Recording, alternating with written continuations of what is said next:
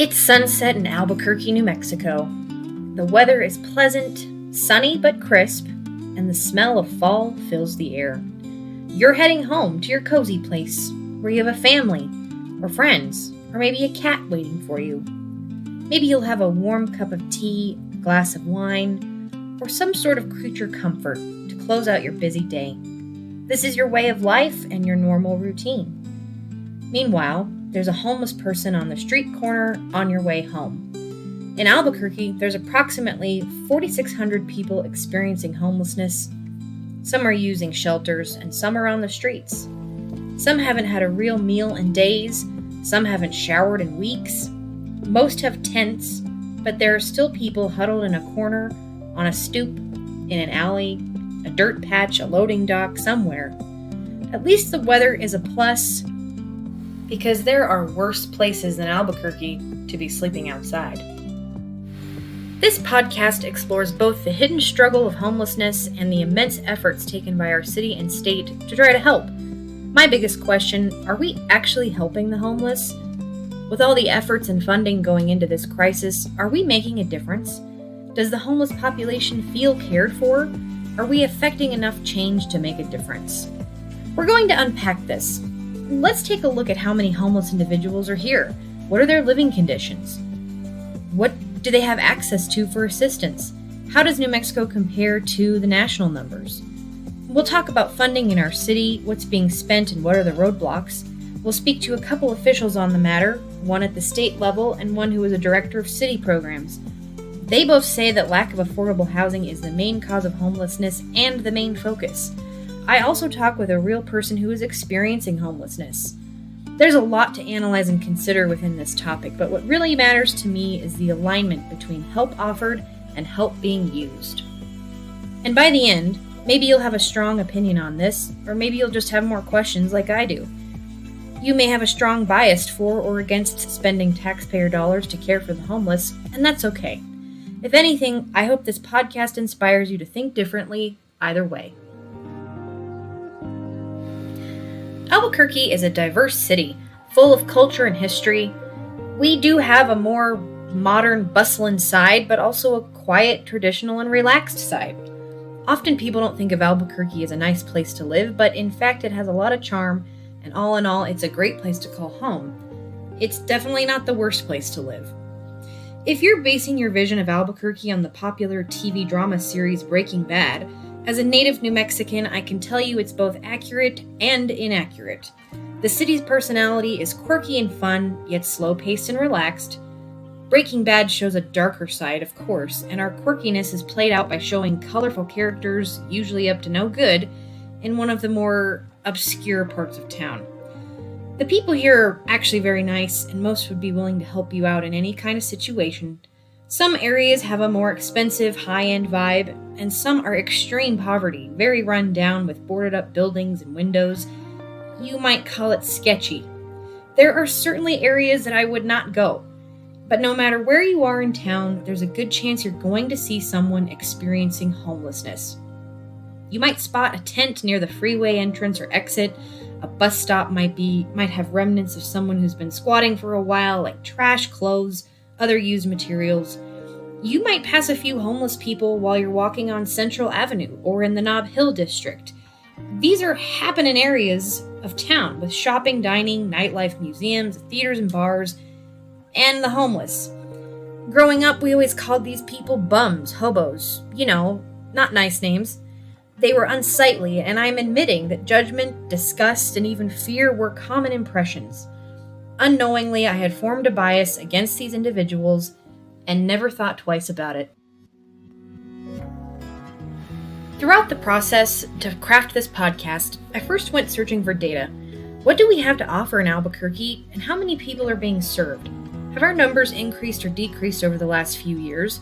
What is our baseline for this discussion? What I found, first of all, is the homeless population has grown in every state.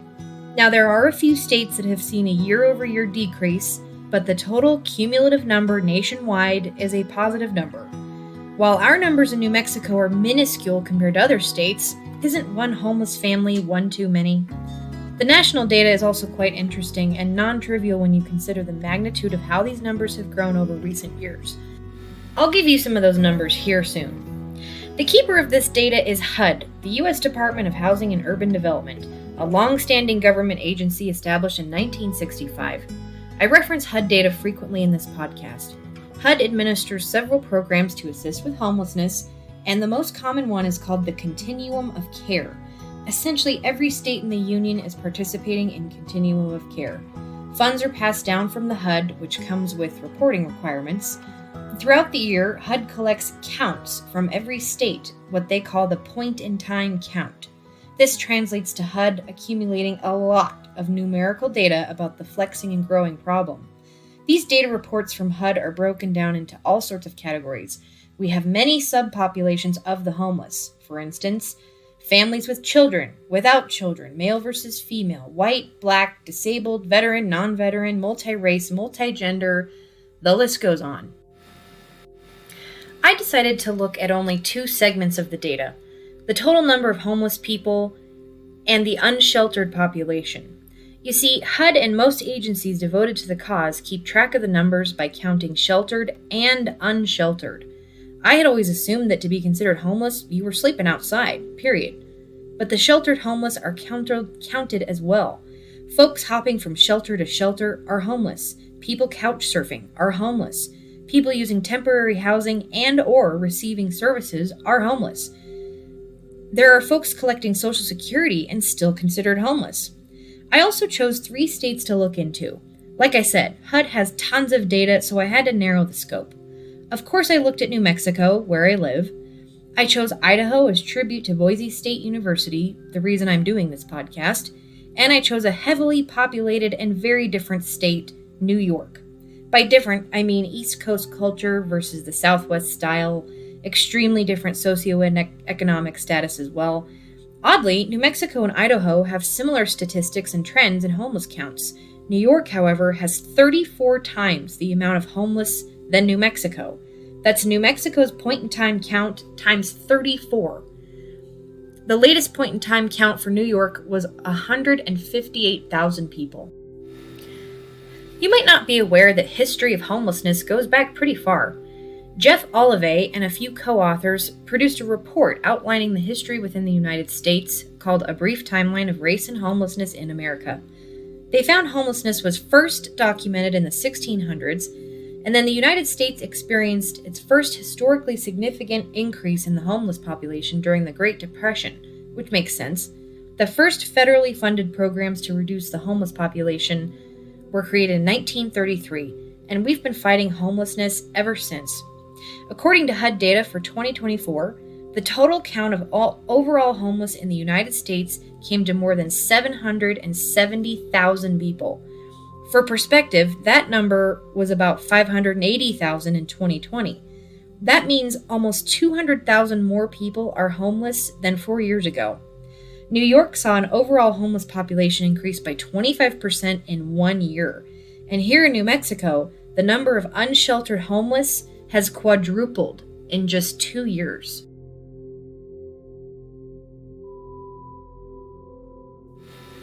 Perhaps we can settle on the fact that Albuquerque is one of the most popular destinations for out-of-state homelessness. I see 2 driving factors for this. 1, we have about 300 days of sunshine per year, so the weather is ideal. 2, we have many more programs and housing options for people who want to be housed. The problem is, we've been stuck in a housing shortage for years. There just aren't enough homes for all the people living here, let alone affordable homes, which is a separate issue. Other services you can get here include daily meals, childcare, transportation, healthcare, of course the shelters, and there's a 24/7 hotline for the homeless. On the healthcare side, the city runs a needle exchange program for intravenous drug users. That's right, you can join the program and receive free needles to do your business. We've had some of the largest spikes in the overall numbers, again compared to how other states have grown. And currently we have close to 5,000 homeless people just in Albuquerque alone. These extreme jumps in the number of unhoused people coincides with astronomical rent increases, another growing issue. Many have reported on this topic for years. Rent and housing costs keep rising. Local reporter Patrick Lohman writes for Source New Mexico. He said over a 7-year period, the median rent price has risen a staggering 60% compared to the national increase of 27%. And in that same 7-year period, homelessness increased 54% in New Mexico, according to HUD. I can follow that logic. There's a correlation between unaffordable rent and the number of people who don't have a permanent home. And the state's response? More housing, more strategy, more programs for housing, more plans for housing, and more money. Don't forget the more money part. Here's some dollar values over the last few years, all found through my search for answers. In 2022, the governor of New Mexico issued $10 million in grant programs for housing. In 2023's legislative session, the city of Albuquerque alone received over $15 million for housing. The governor stated in a press release that same year that the state had secured more than $82 million to address housing, and she touted that an investment plan was the next step to ensure that we maximize every dollar. Sounds nice, doesn't it? Well, where are the results from all of that? Simple math says that we've spent at least $107 million on housing. I believe the housing crisis hasn't changed. Rent continues to go up, and we have more homeless people every year. Looking ahead for this year, the governor is requesting $100 million from legislation to address homelessness and offer down payment assistance to new homebuyers. While compiling some of this data, I started to notice how much government advocacy exists for the homeless. I'd say it's top 5 on the list of most talked about and most promoted, almost like it's part of New Mexico's identity, a standard talking point every year. The 2 experts I spoke with are both all in on the housing train. Let me take a step back or step down off of my soapbox for just a second. I'm in no way against what they're doing in general, but I get a sense that we're doing a whole lot of talking and not enough doing. We are so devoted to caring for the homeless, so why are we gaining more homeless than we can help? The governor seems to issue a report or memo about housing initiatives every year, and it's all very grandiose. This is our goal, and we need to help the cause and fight the fight, develop a strategy, we're investing in a plan, and we'll work with agencies to improve solutions, and we'll develop new solutions, and we'll make this huge big difference. If I see the word plan one more time from the governor's office, maybe let's just execute some of these plans already, or at least show us the progress of how those plans are coming along after all this time. Maybe I'm a little jaded, working in the government for most of my life. I'm skeptical of grand plans and fancy-sounding reports. Really, any government group assigned to solve an insurmountable problem and collecting tons of money for it just irks me, because in my experience, they don't usually get a whole lot done. Now, I've never served at the city or state level. I work on federal programs, but it's all the same. Government bureaucracy is everywhere, from the top, down, every corner, and all sides. Looking at how much money has been allocated to housing in Albuquerque with the added fact of our growing population numbers, I'm just confused, and it leads me back to my original question. Are we actually helping?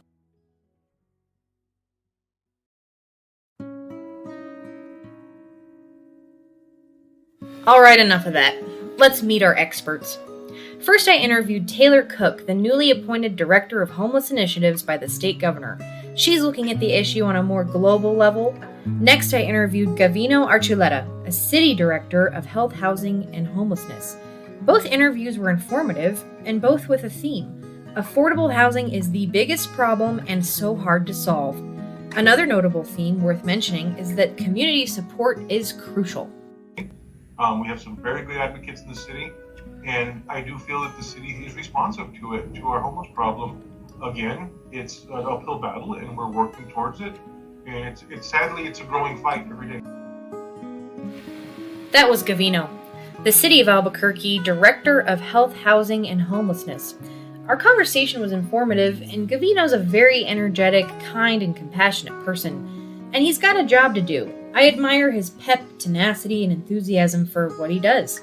He oversees an entire department devoted to helping the homeless, and they have about an $18 million budget. The biggest way they help the homeless is with housing. 70% of that budget is spent on housing. The city is a contracts administrator and provider of funds. That's it. They receive money from HUD and other sources, Gavino negotiates contracts, and they're giving that money to others to spend. And then they monitor how it's spent. Gavino's department is currently funding 7 different providers, all nonprofits. The nonprofits provide the housing, and all types of housing. That would be emergency, temporary, and permanent housing. The city also spends part of their budget on case management. Beyond those 7 providers, there's a very large network of support agencies who offer complementary programs like behavioral health, youth services, rental assistance, eviction prevention, and the healthcare. This sounds like a ton of really useful things for homeless, right? My first thoughts when hearing about the programs were, wow, this is so impressive and we're doing so much. And then I linked this to the numbers. The city of Albuquerque, on a multi-million-dollar budget, 70% of which is going into housing, they're serving 381 houses. And according to Gavino, that's approximately 1,500 people. Let me say that again. 18 million, 381 houses, 1,500 people. Oh, and the city does pay a full-time staff of 30 people. I imagine the other 30% of funds are going into services that go along with housing. Like I said earlier, there's a whole host of things like healthcare and youth programs, etc. It wasn't clear if the city is funding emergency shelters. Based on what I found, those are primarily maintained by charities and churches. It's important that I mention that there are other streams of money entering the state. I'm just focused on what the city is doing here. Gavino tells me that homelessness is just a side effect of a deeper issue, which is why we need more compassion from the public. Gavino comes from a social services background, so he's very passionate about hands-on work. Well, here, I get to actually see, Johnny get into a house and watch his whole Journey. Mm-hmm. Yeah. Mm-hmm. I mean, even recently with the cold response, I volunteered some of my time. I volunteered about 4 nights at the overflow shelter, just helping individuals who needed it. I mean, it is cold outside, and you got people in wheelchairs, people pushing their moms around in wheelchairs. I mean, it is real in your face. The ones who get approved or hooked up for affordable housing solutions are either in rapid rehousing, which is temporary, or permanent supportive housing, which is only for disabled and chronically homeless individuals or families. Gavino's optimism and positive attitude shines through as we talk about the future ahead. So would you say it's getting better, staying the same, getting worse?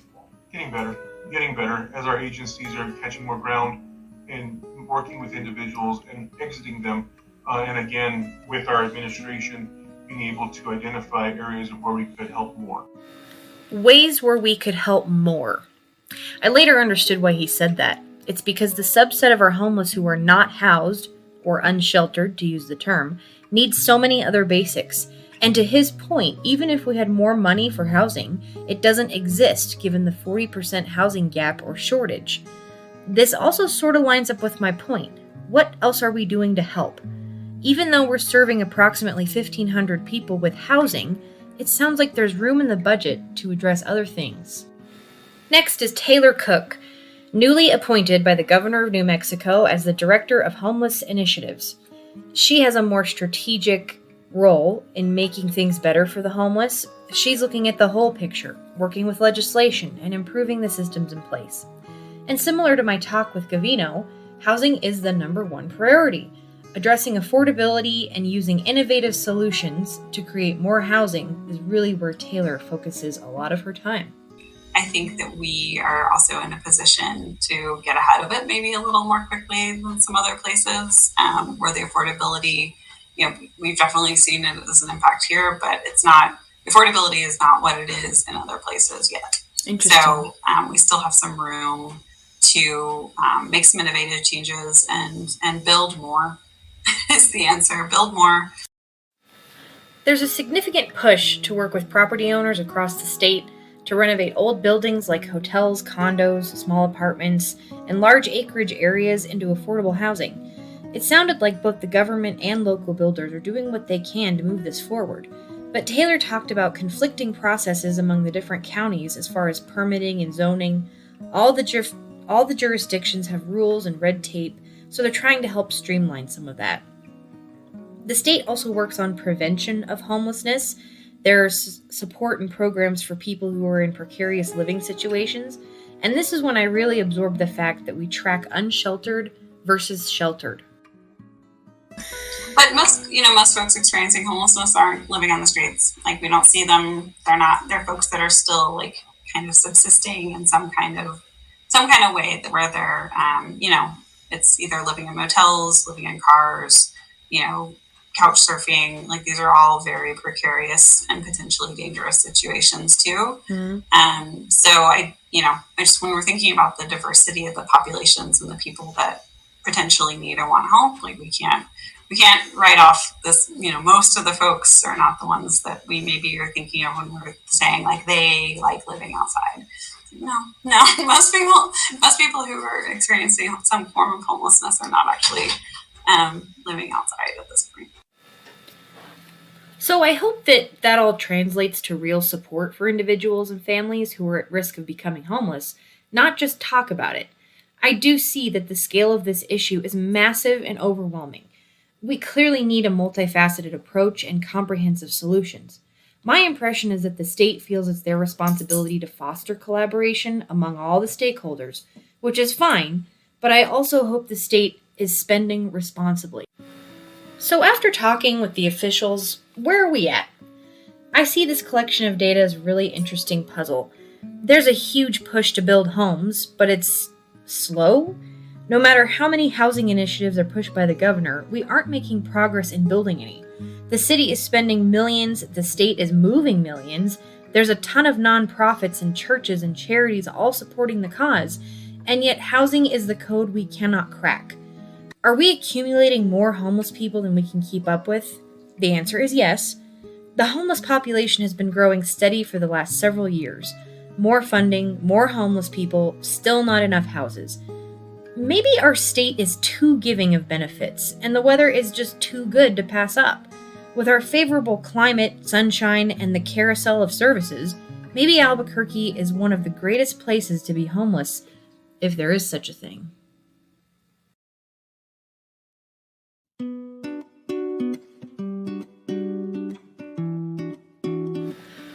Let's switch now to a whole different perspective.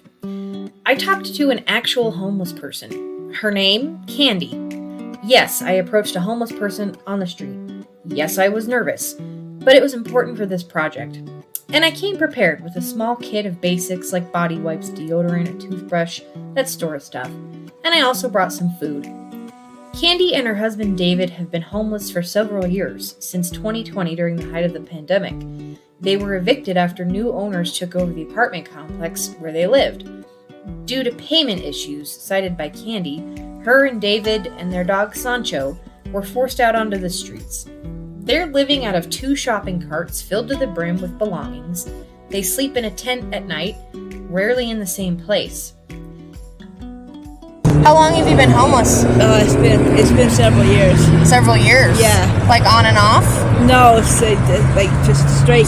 Yeah, because when we had our last apartment, they sold the complex, and it's like they're trying to get people out without having to pay them moving costs. Yeah. So everybody they found some reason to throw them out. Candy was very forthcoming with information, which surprised me. I prodded a little more about how she lost her apartment, and she talked about the free rent programs during COVID. I remember these programs. New Mexico was a state with lots of shutdowns, and the governor had mandated rental properties and landlords could not collect rent during the pandemic. But according to Candy, they were also granting funds to residents for their rent or whatever. In fact, the city went on to continue funding more than 2 years into the pandemic. A local news network, KOB, reported that more than $21 million was funded to renters across the city. These programs sounded good at first, but in my opinion, they weren't well thought out, and I don't believe there was a payback plan. Think about this. If you own an apartment complex and the government directs that you cannot collect rent for some unspecified amount of time, the long-term impacts can be devastating. Once the shutdown regulations were lifted, many property owners had to recoup their funds by raising rent. My point here is there's a parallel. The historical spikes in overall homeless count for my hometown occurred during the same time when the rental situation went haywire. And ever since then, housing costs have not stopped increasing. Remember what I said earlier. Median rent prices have risen 60% here in New Mexico over the last 7 years. I wonder how many other people became homeless for the same reason that Candy did. All that aside, I will never know the full story of why Candy and David were evicted, but it sent them into a downward spiral. They ended up homeless, and they just haven't recovered. It's like we could be worse off, like at least we have each other. I can't imagine being out here alone. As I stood there talking with Candy, next to her overflowing shopping carts, the noise of the street roaring behind me, I knew people were probably wondering what the heck I was doing with my clipboard and my recording device, talking to a homeless person. I wanted to offer more help than I could, and I finally appreciated the humane side of this. Candy is a person just like me and you, trying to survive, but living in a tin. I could see that she feels so invisible to the world around her, but also noticed for all the wrong reasons. Listeners, at this point I'll offer a little twist to my story. Candy and her husband, and Sancho, are living and panhandling within walking distance from my own home. I didn't have to go to the sketchy areas to find her. And where I live is considered a nicer part of town. It's upper to middle class, it's a newer part of the city, and not at all what you'd think of if you're using Breaking Bad as your reference. But seeing homeless people in the busy intersection near my house is really pretty normal nowadays, and it's becoming more frequent. I asked Candy if she's taking advantage of any resources offered by the nonprofits and the city programs. She said she had heard of some stuff, but that all the help and resources are downtown. Downtown is where the majority of Albuquerque's homeless population is located, so that made sense. What didn't make sense is her not seeming familiar with everything else that's available. I figured if you've been homeless for that long, you'd have a good working knowledge of what you can get for free and where. And downtown is a solid 10 miles away from my hood, and not an easy 10 miles to traverse. We're talking highways, byways, interchanges, construction, not something you'd be commuting often without a vehicle. Candy said it would be nice to have more resources up here. I asked Candy why she stays here in this part of town. Why not set up camp downtown where there are multiple shelters, access to food, etc.? And according to her, there's a network of friends around, and she said people are very generous around this area. She and her husband are making around $50 per day and oftentimes more. She even cited an example of when someone gave her a $100 bill. We have lots of friends in this general area, and a lot of the people, like the homeless people around here, we tend to stick together. It's like we have quite a few friends, and if they can, they help us out, and vice versa. Another known issue with the unsheltered homeless that Candy talked about was the city regularly throwing away belongings of homeless people when left unattended, which is why you see so many of them pushing everything around in shopping carts. We've been moving around because we can't leave our stuff because they'll come and take it. We've had everything we own thrown away like 3 or 4 times by the city. Because when you're not there, I swear to God, it seems like they wait till you're gone, they sneak up and they just I've seen them do it once. They just grab the whole tent and throw it in the back of the truck with everything in it. They don't even look at anything. I even read an article in the newspaper about that people were complaining because they were throwing away things like people's IDs and social security cards and birth certificates, things that people need. Candy talked a lot about how hard it is to survive, let alone create any stability. She explained to me that no one will rent to them given the issue that occurred back in 2020, and they've searched everywhere. Some of the simplest items are so hard to get, water and power to charge her phone. She explained several instances where they can locate an outlet on the backside of a building or at the back of a store, somewhere not obvious, and they're not bothering anyone, but they still get chased off. And she also mentioned that people are really mean about it. Filling up water jugs or containers feels impossible in most places. Candy talked about how people are not willing to spare a jug of water. And when you think about it, how much is a gallon of water from your spigot really costing you? Although, I can see an argument for the downside of opening the floodgates. But still, it's water. To my surprise, and I'm ashamed to admit, Candy was not at all what I imagined. She was so modest, very nice, pleasant to talk to, and she seemed competent. Totally plausible that she was once a functioning member of society. Am I terrible for thinking that she wouldn't be that? Am I terrible for thinking that all homeless people are strung out junkies or society haters? Yeah, I'm terrible. But listeners, tell me you wouldn't have had a similar preconceived notion going into an interview like that. Regardless of what really happened to Candy and David or how much they put themselves in this situation, I really feel for them. Candy clearly has a conscience and feelings about how her life has turned out. It genuinely seemed like they just couldn't catch a break, and she was not the example I was expecting. This brings me to Coronado Park, the perfect personification and portrayal of Breaking Bad.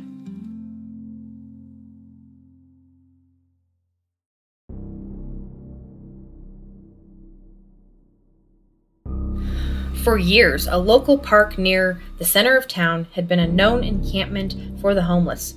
Coronado Park became a very visible hub for open drug use, human trafficking, and other crimes. This is an example of a spot in Albuquerque you should avoid at all costs. Local news outlets started following the park's condition, and nearby businesses and residents were calling the police regularly. And things really hit the fan in the summer of 2022 when a murder took place at Coronado Park, and the city finally decided to clean it up and close it down for good. All the homeless who lived there were kicked out. Approximately 100 people were removed from the park, and many went to shelters. Santa Fe Public Radio rehashed the story more than a year after the park closed, citing the city's plans to restore the park into a new fire and rescue station. I think because the Coronado Park situation had become so visible and so dangerous, people started to really become heated about the city's involvement. There was outrage over it, both from advocates of homeless people and the naysayers who expected the city to send everyone away or make arrests. Housing initiatives were already a priority by then, but the reporting and attention from Coronado Park really fueled where we are today.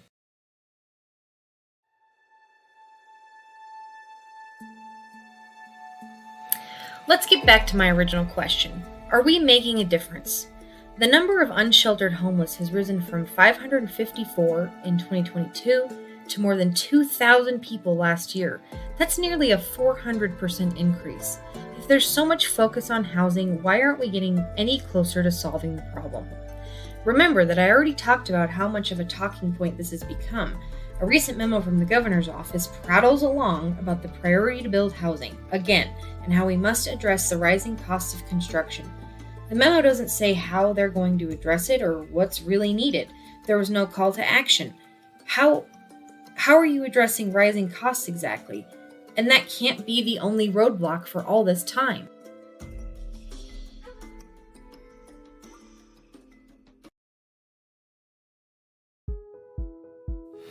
Maybe it's time to think outside the box and figure out how to move faster. While I'm convinced that housing is so important, have we forgotten to focus on some of the basic needs like water and phone chargers? Can we be more effective by taking a comprehensive approach? Maybe we should use some of that money to build free charging stations throughout the city, or bring back payphones, but make them free to the public. And how about this water issue? For those who are making some money by panhandling or collecting Social Security, figure out a way for them to access drinking water that doesn't disrupt businesses or the rest of the infrastructure. Or what about those important documents that are being thrown away? Could we provide a locker system for the homeless? If someone just needs a safe place to store important items while they're working to stabilize, or maybe the city could offer a cloud-based scanning system, or some kind of IT support center in general for the homeless to help them keep up with whatever responsibilities they have left. And what could the city do to help people get jobs, even day labor type of work where you're paid in cash on the spot? It's a non-traditional way of getting a job, and with all of the money in the budget, surely we could be more helpful while we're still sorting out this housing shortage. If I could go back to the experts for second and third interviews, I'd offer these wacky ideas. I would also inquire about the apparent roadblocks to building housing. Perhaps that's a topic for another podcast.